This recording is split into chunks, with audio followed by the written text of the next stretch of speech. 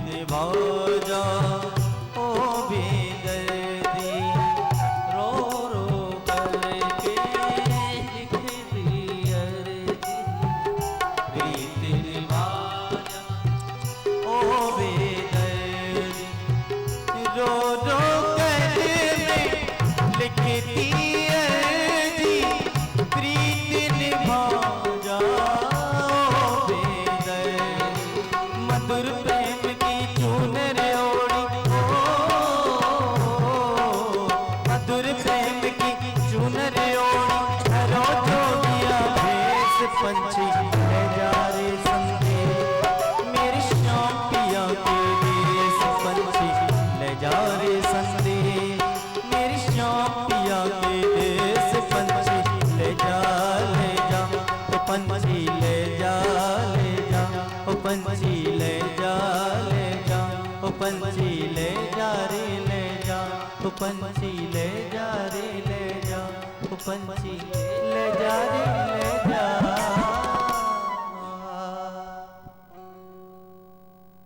पंछी ले जा रे संदेश,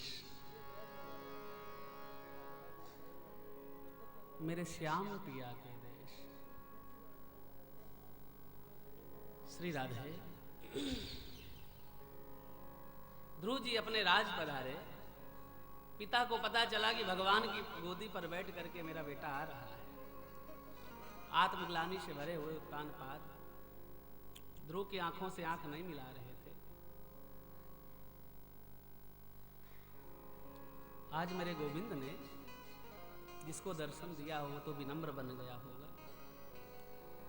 ध्रुव जी ने अपने पिता के चरणों में वंदन किया, मौसी के चरणों में वंदन किया, माँ से मिले, माँ लिपट करके रोई। माँ, जब तूने मुझे डांटा ना होता, जब तूने मुझे समझाया ना होता, तो आज प्रभु के दर्शन से मैं विमुख हो जाता। ध्रुव जी 36,000 वर्ष तक राज्य को किए, 1-2 वर्ष नहीं, 36,000 वर्ष राज्य। उत्तम यक्षों के द्वारा मारा गया, उदंडी था उत्तम। ध्रुव जी को जब सूचना मिली कि मेरे भाई का वध यक्षों ने कर दिया, तो यक्षों से युद्ध करने के लिए ध्रुव जी पधारे। कई निरपराध यक्षों का वध कर दिया। देखो, ध्रुव को भगवान ने दर्शन दिया, लेकिन अभी सत्संग नहीं दिया। बोलो राधे राधे। भगवान के दर्शन से, प्रभु के दर्शन से श्रेष्ठ सत्संग है। दुर्योधन को कितने बार नहीं कृष्ण दिखे होंगे, शिशुपाल को कितने बार नहीं द्वारिकाधीश दिखे होंगे, लेकिन शिशुपाल देखते ही गाली देने लग जाता था भगवान को। प्रश्न ये है कि परमात्मा के दर्शन ज्यादा मायने नहीं रखते जितना सत्संग, क्योंकि सत्संग बिना विवेक नहीं, और विवेक बिना वैराग्य नहीं। बिनु सत्संग विवेक न होई, राम कृपा बिन सुलभ न सोई। आकाश मार्ग में उनके बाबा, ध्रुव जी के बाबा, जिनका नाम मनु महाराज है, आकाश मार्ग से आए, ध्रुव को समझाया, बेटा तुमने भजन किया, भजन के प्रभाव से तुम्हें तो शांत होना चाहिए, तुम तो क्रोधित हो। सत्संग दिया। भगवत संग संगस्यो मर्ता नाम की मुतासिसा, भगवत संग संगस्यो, सत्संग दिया। ध्रुव जी महाराज के मन में, मस्तिष्क में सारी बात समझ में आई। मनु महाराज स्वधाम पधारे। ध्रुव जी का विवाह हुआ। उपमेय में भ्रमी नामो तत्सुतौ कल्प बत्सरहु। भ्रमी नाम की देवी के साथ, भ्रमी नाम की कन्या के साथ ध्रुव जी का विवाह हुआ।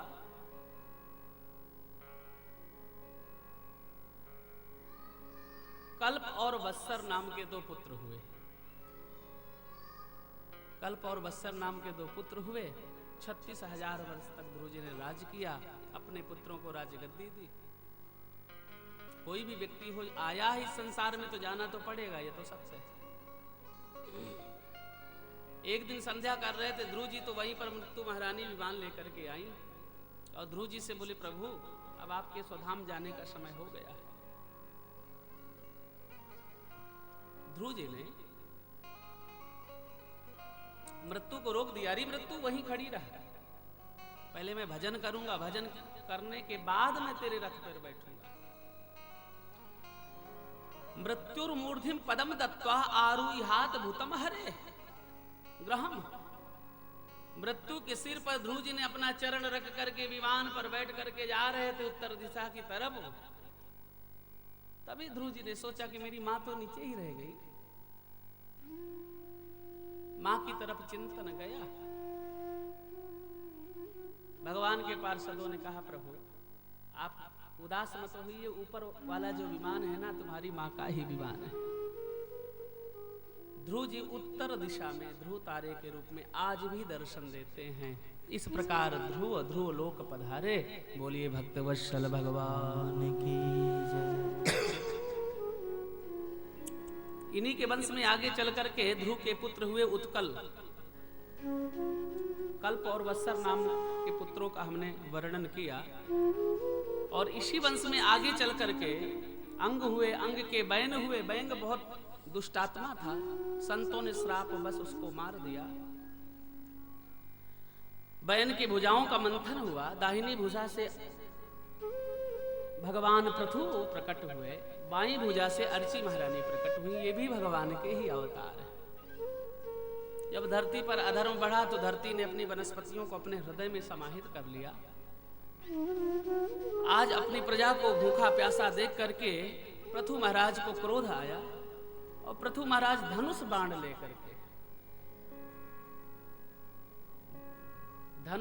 लेकर के बोले, वसुधे त्वाम वधिष्यामि। अरे वसुधे, मैं तेरा वध कर दूंगा। जैसे वो पृथ्वी गौ के रूप में जाने लगी तो भगवान ने कहा, मैं तेरा वध कर दूंगा, ये तू वनस्पतियां वापस नहीं धरती में देगी। धरती ने कहा, प्रभु अपने भक्तों को, अपने प्रजाओं को ज्ञान का उपदेश दीजिए, जिससे वो कर्म करे। कर्म के प्रभाव से मैं वनस्पति पुनः प्रकट करूं। वनस्पति पुनः प्रकट हुई। इस वंश में आगे चल करके पृथु के पुत्र हुए अंतर्ध्यान। अंतर्ध्यान के हविर्धान बेटा अग्नि हविर्धान हुए। हविर्धान के प्राचीन बरही हुए, जिनको नारद जी ने पुरंजन उपाख्यान के माध्यम से परम गति दिलाई। बोलो वृंदावन बिहारी लाल की जय। सुखदेव जी महाराज कहते, परीक्षित, इस तरीके से उत्तान पाद के वंश का निरूपण मैंने विस्तार से किया। कहना पड़ेगा भाई राधे राधे।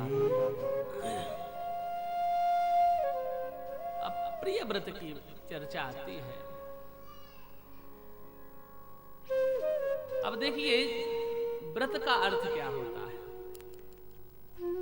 व्रत का अर्थ भूखा रहना है या उपवास रखना है।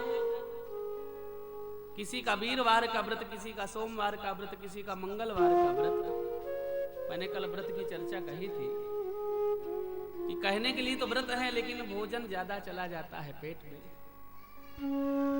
इस कारण व्रत में खाली पेट रहना चाहिए, संयुक्त भोजन, संयमित भोजन करना चाहिए।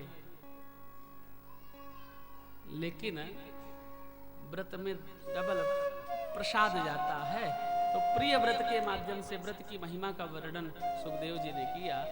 व्रत का मतलब होता है जीवन में सुंदर प्रतिज्ञाओं को धारण करना ही व्रत है। सुंदर प्रतिज्ञाएं, संकल्प ले, वही व्रत है। और उपवास, उपवास का मतलब होतम उपवासम समीपम यस्य सह उपवासः। जो परमात्मा के समीप जिसकी चित्त वृत्ति पहुंच जाए वो है उपवास। व्रत का बहाना हो गया, रूम में चले गए, टीवी खोल लिया, बैठे बैठे शाम हो गई, कोई कह नहीं सकता। यदि किसी ने कुछ कहा तो बोले मम्मी आपको तो पता है मेरा व्रत है। अरे भाई, व्रत का मतलब ये नहीं कि केवल हमने फलहार ले लिया और सारे क्रियाओं में परिवर्तन कर दिया। चित्त वृत्ति का ध्यान करना, चित्त वृत्ति से परमात्मा का चिंतन करना, वो है व्रत। श्री सुखदेव जी महाराज वर्णन करते हैं। परीक्षित,